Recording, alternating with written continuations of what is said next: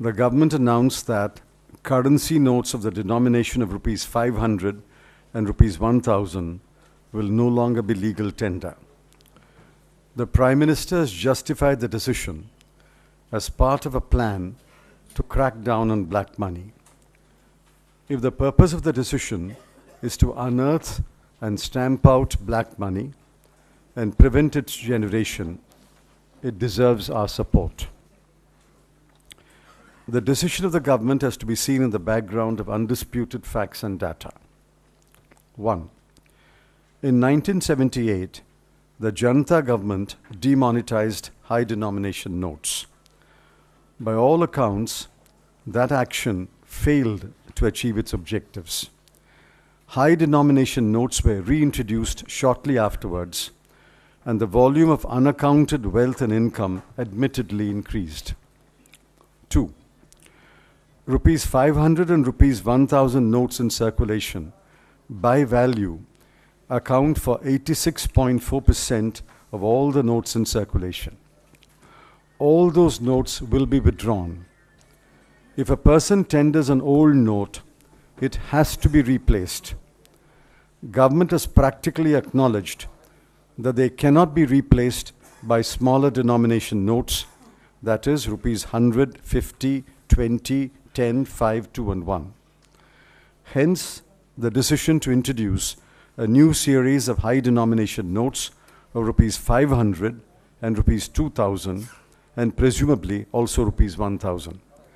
Ultimately, only the old notes that are not legally exchanged for new notes will be actually demonetized. How much will that be?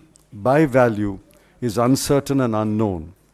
This will be real test of the success of demonetization. 3.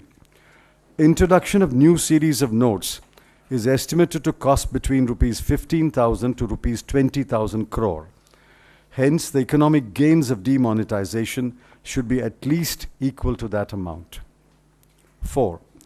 Replacement of old notes by new notes should be done quickly, efficiently, and with the least inconvenience to the people, especially the poor, the middle class, the farmers, the daily wage earner, the small traders and business persons, the students, the self-employed, and the housewife, because every one of them will have a few notes of high denomination.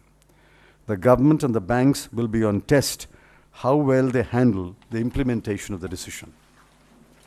5. 40 years ago, a rupees 500 note was a high denomination note. Today, it is doubtful if a rupees 500 note can be regarded as a high denomination note. One has to take into account the inflation in the intervening period. The rupees 500 note is widely circulated and used. That is why I think the government had no option but to reintroduce the rupees 500 note.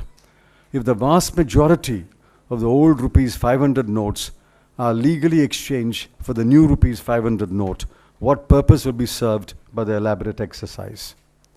6. The introduction of the rupees 2000 note is a puzzle. How will this move help in preventing the generation of black money? If new income or wealth is unaccounted, will not that income or wealth be hidden in the rupees 2000 notes?